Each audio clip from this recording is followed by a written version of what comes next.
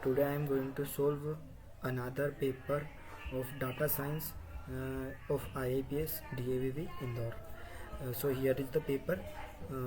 Question 1. Suppose you are given a following data item to cluster a set given 2, 4, 10, 12, 3, 20, 30, 11 and 25 and k equal to 2. Use Euler distance computation, apply k-mean clustering and generate final cluster.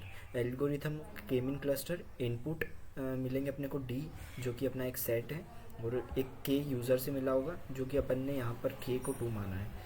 Number of different cluster.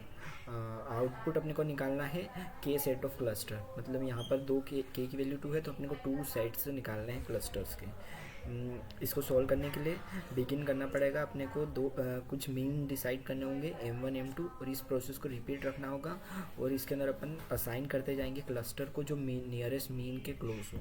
इसका first of all upon algorithm पढ़ते हैं जिसके अंदर सबसे पहले initialisation करना है. तो अपन ने k को 2 अपने को दे रखा है और रेंडम सिलेक्ट करने 2 इनिशियल सेंट्रोइड जिनको अपन मीन बोल रहे हैं. यहाँ पर अपन ने क्वेश्चन के अंदर सॉल्व करते वक्त मीन 1 और मीन 2 को माना है 4 और 12. उसके बाद हमको असाइन करना है यूलर्स डिस्टेंस से अपने को सेंट्रोइड निकालने हैं और डाटा पॉइंट क्लस्टर को जो क्लोजेस्ट होगा उसको उस सेट में डालना है और इस प्रोसेस को अपने को कंटिन्यूस चलाना है टिल अपने को 2 मीन सेम ना मिल जाए. तो इसके लिए अपन ने करा है कि अपने को सेट दे रखा है, क्लस्टर अपने 2 हैं तो मीन 1 अपन ने 4 मान लिया है और मीन 2 अपन ने 12 मान लिया है. तो 4 के नियरेस्ट जो एलिमेंट्स होंगे हम उनको एक सेट में डाल देंगे k1 में और जो 12 के नियरेस्ट होंगे उनको k2 नाम के क्लस्टर में डाल देंगे. सबसे पहले 4 के नियरेस्ट होगा 1, 3 एंड 4. उसके बाद 10 जो होगा वो हमारा 12 के ज़्यादा करीब होगा एज़ कम्पेयर टू 4 तो अपन 10 को 12 में ले लेंगे. 11 भी 12 के करीब होगा और 12 के करीब में बाकी 12 से बड़े नंबर तो होंगे ही.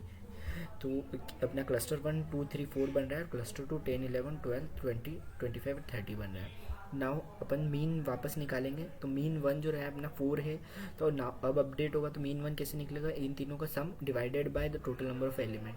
2 + 3 + 4 डिवाइडेड बाय 3 तो 9/3 दैट इज इक्वल टू 3. तो मीन 1 जो होगा अपना 4 से अपडेट होकर 3 हो जाएगा. सेम मीन 2 के लिए करेंगे तो मीन 2 के अंदर अपन क्लस्टर 2 है k2 उसको अपन उसके सारी एलिमेंट को प्लस करेंगे उसके अपन में total number of elements.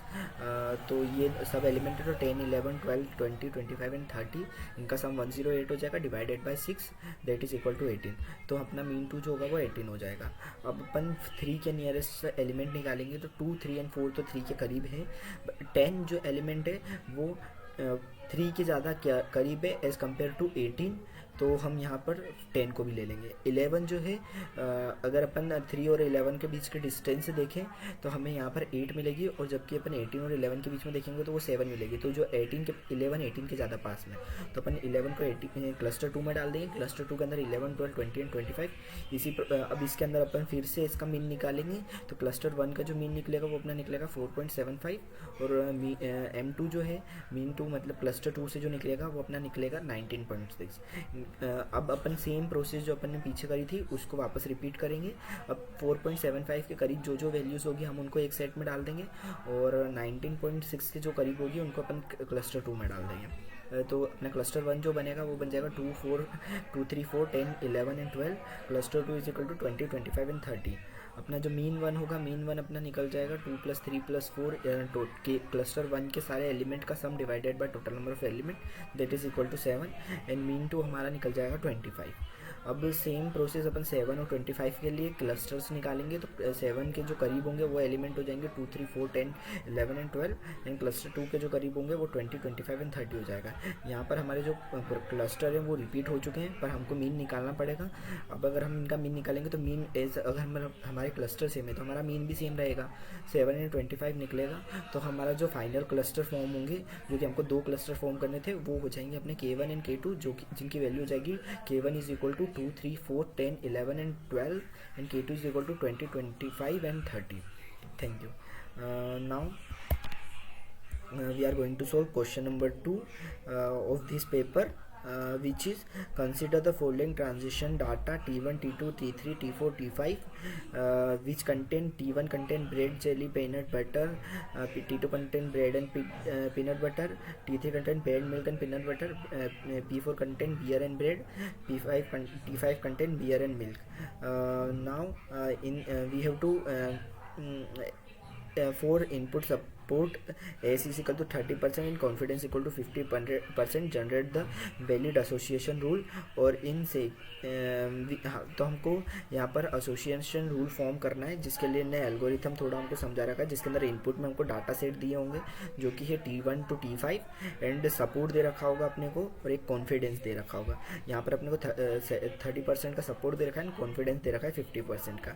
Association rule अपने आउटपुट क्या निकालना है, एसोसिएशन रूल बनाने हैं अपने को जो कि अपने सेटिस्फाई करेंगे सपोर्ट और कॉन्फिडेंस को. अब इसको बिगिन करने के लिए अपन को समझा रखा है कि अगर अपने को इसके लिए अपन डायरेक्ट सॉल्यूशन देखते हैं जो कि है ये. यहाँ पर अपन ने अपने क्वेश्चन 2 के अंदर के जो एलिमेंट है T1, T2, T3, T4, T5 वो सब लिख रखे हैं, जिसके अंदर bread jelly peanut butter, bread peanut butter, bread milk peanut butter, bread milk and bread beer milk. हमको यहाँ पर सपोर्ट 30% का दे रखा है और कॉन्फिडेंस अपने को 50% का दे रखा है. यहाँ पर अपने को सपोर्ट जो है परसेंटेज में दे रखा है, तो अपने को काउंट निकालना पड़ेगा कि मिनिमम सपोर्ट काउंट कितना है हमारा. तो उसके लिए अपन करेंगे 30% जो कि अपना सपोर्ट है multiply total number of given data. तो यहाँ पर अपने पास टोटल 5 है, तो n की वैल्यू यहाँ पर 5 हो जाएगी. 30 डिवाइडेड बाय 10 परसेंटेज को हटाने के लिए बाय 100 लगाया है डिवाइड में मल्टीप्लाइड बाय 5. इसको अपन सोल्व करेंगे तो 1.5 अपना मिनिमम सपोर्ट आएगा. अब जो भी वैल्यू 1.5 से बड़ी होगी हम उसको कंसिडर कर लेंगे एज अ वैलिड वैल्यू. यहाँ पर हम सबसे पहले वन आइटम सेट निकालेंगे और उनकी फ्रीक्वेंसी निकालेंगे. वन आइटम सेट के अंदर अपने पास ब्रेड है, जेली है, पीनट बटर है, उसके बाद एक मिल्क है और एक बियर है. टोटल 5 एलिमेंट्स है अपने पास जो कि है bread, jelly, peanut butter, milk and beer. अब इनकी टोटल नंबर ऑफ फ्रीक्वेंसी कितनी बार ये अपीयर हुए हैं, तो यहाँ पर ब्रेड अगर अपन देखेंगे तो ब्रेड एक बार T1 में अपीयर हुआ है, एक बार T2 में अपीयर हुआ है, एक बार T3 में अपीयर हुआ है और एक बार T4 में अपीयर हुआ है. तो हमारी टोटल नंबर ऑफ फ्रीक्वेंसी 4 हो जाएगी. सेम एज जेली 1 बार आएगा, पीनट बटर 3 बार आएगा, मिल्क 2 बार आएगा, बियर 2 बार आएगा. अब हमारे पास जो मिनिमम सपोर्ट काउंट था वो हमने 1.5 निकाला था, तो 1.5 से बड़ी जो भी वैल्यू होगी हम उन सबको ले लेंगे और जो उससे छोटी होगी उसको हम हटा देंगे. यहाँ पर हम देखेंगे तो 1.5 से बड़ी 4 ब्रेड रहेगी तो हम इसको कंसिडर कर लेंगे. जेली 1 है तो ये छोटी है तो अपन ब्रेड जेली को हटा देंगे अपने रूल में से. उसके बाद पीनट बटर को अपन एक्सेप्ट कर लेंगे, मिल्क को भी अपन एक्सेप्ट कर लेंगे और बियर को भी अपन एक्सेप्ट कर लेंगे कि ये 1.5 से सब बड़े हैं. मैंने यही चीज़ यहाँ पर लिखी है. Now here we remove jelly frequency is lower than the minimum support count, that is 1 is smaller than 1.5, hence we remove it from the table. हमारी जो न्यू फॉर्म टेबल होगी वो हो जाएगी फ्रीक्वेंट आइटम सेट की, जो कि हो जाएगी bread, peanut butter, milk and beer, जिनकी फ्रीक्वेंसी ये रही. अब अपन सेम प्रोसेस को रिपीट करेंगे बट इस बार हम 2 आइटम सेट को यूज़ करेंगे, जिसके अंदर अपन सब आइटम्स को इन्हीं 4 आइटम्स को कंटेन करेंगे जो जिनकी फ्रीक्वेंसी हमारे पास अभी मिनिमम सपोर्ट को सेटिस्फाई कर रही थी, जो कि हो जाएंगे हमारा सेट बन जाएगा. मतलब अब bread, peanut butter, milk and beer, इसमें से अपन ने जो कि हमारा जेली हटा दिया था तो उसको अपन कंसिडर नहीं करेंगे.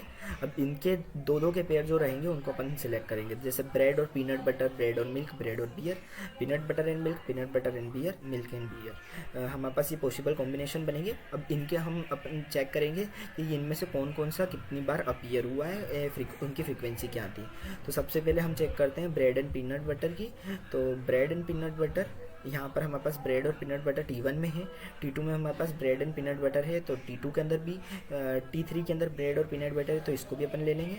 और उसके बाद T4 और T5 में नहीं है तो हमारे पास ये हो जाएगा 3 ब्रेड एंड पीनट बटर. उसी तरीके से अपन ब्रेड और मिल्क को चेक करेंगे तो वो हमारे पास सिर्फ एक ही में आ रहा है, ब्रेड एंड बियर भी एक में आ रहा है, पीनट मिल्क एक में आ रहा है, पीनट बटर एंड बियर किसी में भी नहीं आ रहा है, मिल्क एंड बियर एक में आ रहा है. तो अब अपन फिर से सेम प्रोसेस को रिपीट करेंगे, जिसके अंदर अपन मिनिमम सपोर्ट काउंट को चेक करेंगे कि इनमें से कौन सा सेटिस्फाई कर रहा है. इसके अंदर हमारे पास सिर्फ bread and peanut butter he satisfy कर रहा है, जिसकी फ्रीक्वेंसी 3 है, बाकी सबकी हमारी 1.5 से छोटी है.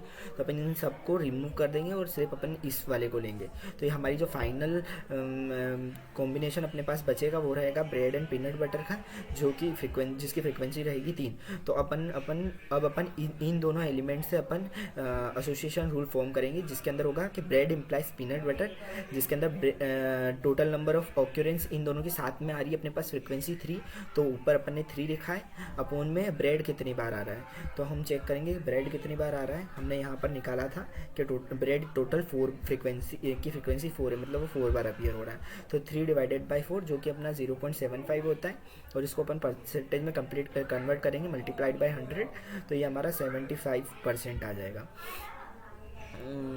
तो ये हमारा 75% आ जाएगा और ये अपना बन गया। और उसके बाद अपन चेक करेंगे सेकेंड रूल, जो कि होगा पीनट बटर एंड ब्रेड।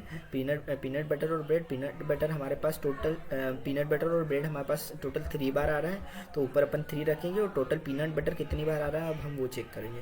यहाँ पर अपने पास पीनट बटर टोटल 3 टाइम आ रहा है, तो अपन पीनट बटर अपोन में 3 लिख देंगे, 3 डिवाइडेड बाई 3 दैट इज़ 100%। तो अब अपने को सबसे स्टार्टिंग में दे रखा था कि कॉन्फिडेंस जो है वो 50% का होगा, तो हम एक्सेप्ट कर लेंगे। यहाँ पर अपन ने दोनों के लिए निकाला है, तो इसके अंदर ब्रेड इम्प्लाइज पीनट बटर में 75% आ रहा है, तो ये हमारा एक स्ट्रॉन्ग एसोसिएशन रूल बन जाएगा। और पीनट बटर से ब्रेड ये भी 100% जो कि 50% से बड़ा है, तो हम इसको भी एक स्ट्रॉन्ग रूल मानेंगे। तो हम दोनों रूल को एक्सेप्ट करते हैं और हमारे एसोसिएशन रूल बन जाएंगे bread implies peanut butter and peanut butter implies bread. Thank you.